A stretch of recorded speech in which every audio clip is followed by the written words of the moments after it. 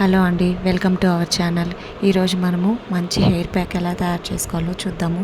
ఈ hair pack use చేయడం వల్ల హెయిర్ డాండ్రఫ్ లేకుండా సాఫ్ట్గా, సిల్కీగా, షైనీగా ఉంటుంది. ఈ హెయిర్ ప్యాక్ కోసం మెంతుల్ని ఓవర్ నైట్ నానబెట్టి తీసుకోవాలి. తర్వాత కొద్దిగా మందారం ఆకు, మజ్జిగ, నిమ్మకాయలు, కొద్దిగా గోరింటాకు, డాండ్రఫ్ రిలీఫ్ కోసం వేపాకు, అలోవెరా, వీటినన్నిటిని ఒక మిక్సీ జార్ తీసుకొని ఒకదాని తర్వాత ఒకటి వేసి మెత్తగా గ్రైండ్ చేసుకోవాలి. ఆల్రెడీ మజ్జిగ, నిమ్మరసం వేస్తాం కాబట్టి వాటర్ ఏమంత ఎక్కువగా అవసరం పడదు. అన్నింటినీ మిక్సీ జార్లోకి వేసుకొని మెత్తగా గ్రైండ్ చేసుకోవాలి. చూడండి, నేను చూపించిన విధంగా ఆకు ఎంత మెత్తగా గ్రైండ్ అయిందో. రఫ్ హెయిర్ ఉన్న వాళ్ళు ఈ ప్యాక్ని తప్పకుండా ట్రై చేయండి. హెయిర్ చాలా సాఫ్ట్గా, సిల్కీగా ఉంటుంది. అలాగే డాండ్రఫ్ ఉన్న వాళ్ళకు కూడా మంచి రెమెడీగా యూస్ అవుతుంది.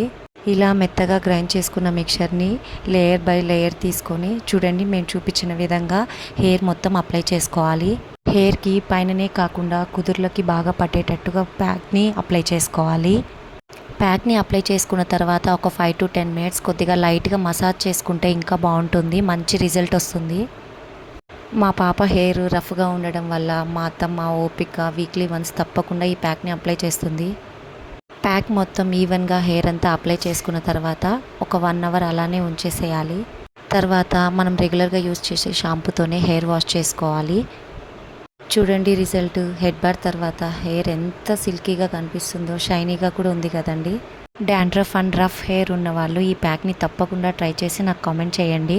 తప్పకుండా మంచి రిజల్ట్ ఉంటుంది. మా ఛానల్ కనుక ఫస్ట్ టైం చూస్తున్నట్లయితే please like, share and subscribe.